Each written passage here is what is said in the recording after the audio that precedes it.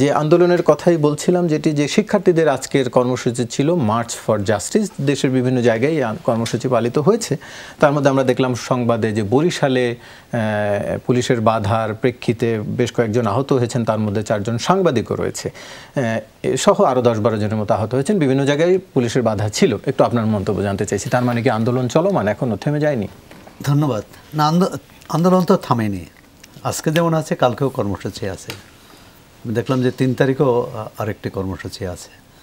এখন এই আন্দোলন তো এত প্রলম্বিত হওয়ার কথা ছিল না, কারণ শিক্ষার্থীদের দাবি ছিল কোটা সংস্কার, এবং তারা 95% বলেছিলেন যে এটা মেধার ভিত্তিতে হবে, 5% কোটা। উচ্চ আদালত রায় দিয়েছেন যে 93% মেধা এবং 7% কোটা। তাই এটি কিন্তু খুব পার্থক্য নয়।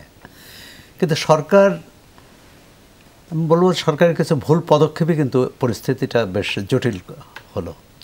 আজকেও এই কর্মসূচি থাক বা না থাক, তার চেয়ে দেখুন এই আন্দোলনে যারা নেতৃত্ব দিচ্ছেন 6 জন সমন্বয়ক, তারা এখনও ডিবি অফিসে। মানে এটা সরকার করতে পারে না। ডিবি অফিসে কেন? তারা গ্রেপ্তার হলে তাহলে আদালতের মাধ্যমে তাদের জেলে পাঠাতে পারে, অথবা যদি গ্রেপ্তার না হয় তাদের বাড়িতে, তারা বাড়িতে থাকবে, তার স্বাধীনভাবে চলাফেরা করবে। একটা মানে কোনো আইন বহির্ভূতভাবে 6 জন নাগরিক, তারা শিক্ষার্থী হোক, আন্দোলনের নেতা হোক বা না হোক, তারা তো এই দেশের নাগরিক। তার নাগরিক অধিকার, যেটাই সংবিধানের 32, 33 এবং 31 অনুচ্ছেদ মানুষের যে চলাচলের যে স্বাধীনতা, এবং কাউকে গ্রেপ্তার করলে তার সুনির্দিষ্ট অভিযোগের ভিত্তিতে সেটা জানাতে হবে। গ্রেপ্তার করলে 24 ঘন্টার মধ্যে আদালতে তাকে উপস্থাপন করতে হবে। এবং সরকার বলছে যে গ্রেপ্তারের কথা কিন্তু বলেনি। আইনমন্ত্রীও বলেছে, আইনমন্ত্রী না, স্বরাষ্ট্রমন্ত্রী বা ডিবির যে সদ্য বিদায়ী কমিশনার ছিলেন ডিবির, তারা বলছে না, গ্রেপ্তার করা হয়নি। তাহলে গ্রেপ্তার না করে এভাবে নজরবন্দি হোক, আর মানে তাদের নিরাপত্তার নামে এভাবে আটক করতে পারে? সুতরাং শিক্ষার্থীদের তারা কীভাবে আশ্বস্ত হবে যে এই সরকার কথা রাখবে, এই সরকার কালকে এই যে পরিপত্র জারি করেছে সেটা উল্টে দেবে না? এবং দেখুন, যাদের গ্রেপ্তার করা হচ্ছে, প্রথমত হচ্ছে যে 2 শতাধিক মানুষ নিহত হয়েছে, যার অধিকাংশই তরুণ, শিশু, কিশোর এবং শিক্ষার্থী। মানে বলা হয় যে এই আন্দোলনে জামাত শিবির, বিএনপি, এরা কী বলে, এরা এই আন্দোলনটাকে সহিংস পথে নিয়েছে। কিন্তু যারা নিহত হলেন তারা তো দেখি যে সব সাধারণ মানুষ, সাধারণ শিক্ষার্থী এবং তরুণ, যাদের সাথে এই নিহতের মধ্যে একজনও কিন্তু নাম পায়নি, রাজনৈতিক পরিচয় আছে। প্রথম 6 জন বাদে প্রথম 6 জন নিহত হয়েছে, তার মধ্যে একজন ছাত্র দলের ছিলেন, 2 জন ছাত্রলীগের এবং অন্যান্য। রংপুর বেগম রোকেয়া বিশ্ববিদ্যালয়ের সেই আবু সাইদ, যার আত্মত্যাগের মধ্য দিয়ে এই আন্দোলন বিস্ফোরণের রূপ নিল। সরকার এটি যদি, আমি মনে করি যে সরকার যদি এটি সমাধান করতে চাইতেন অনেক আগেই পারতেন, শান্তিপূর্ণ সমাধান হতো। কারণ তারা কোটা সংস্কার চেয়েছে, সরকারও বলছে কোটা সংস্কারে তাদের বাধা নেই। তাহলে এই পরিস্থিতি হবে কেন? এবং বলছে তৃতীয় পক্ষ এসে নাক গলিয়েছে বা তৃতীয় পক্ষ এই সহিংসতা ঘটিয়েছে। তাই তৃতীয় পক্ষ আসার আগেই এটি করা উচিত ছিল।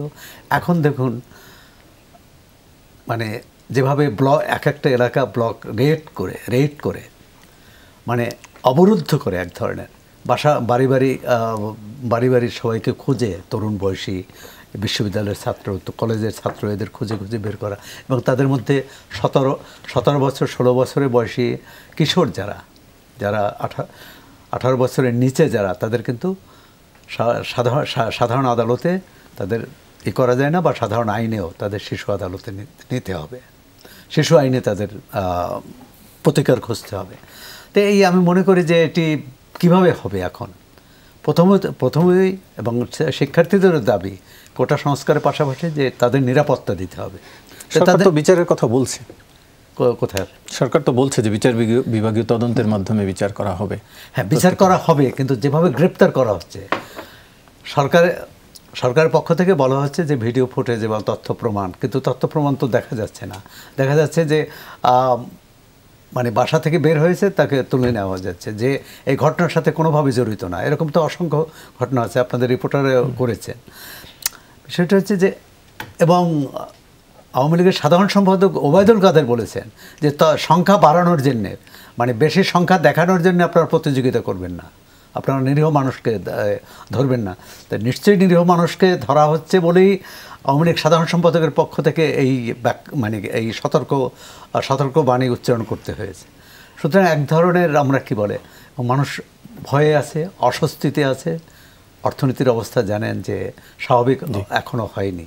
যোগাযোগ ব্যবস্থা যদিও কিছুটা সহজ হয়েছে, কার্ফিউ শিথিল করা হয়েছে, কিন্তু যারা আন্দোলন করেছে তাদের দাবি মেনে নেওয়া হয়েছে বলেন, তাহলে তাদের অন্য যে বিশেষ করে তাদের নিরাপত্তা, বিশ্ববিদ্যালয় খুলে দেওয়া, এবং সবার আগে যেটি করা উচিত, এই 6 শিক্ষার্থী যারা আন্দোলনে নেতৃত্ব দিয়েছেন তাদেরকে সসম্মানে বাড়িতে পৌঁছে দেওয়া।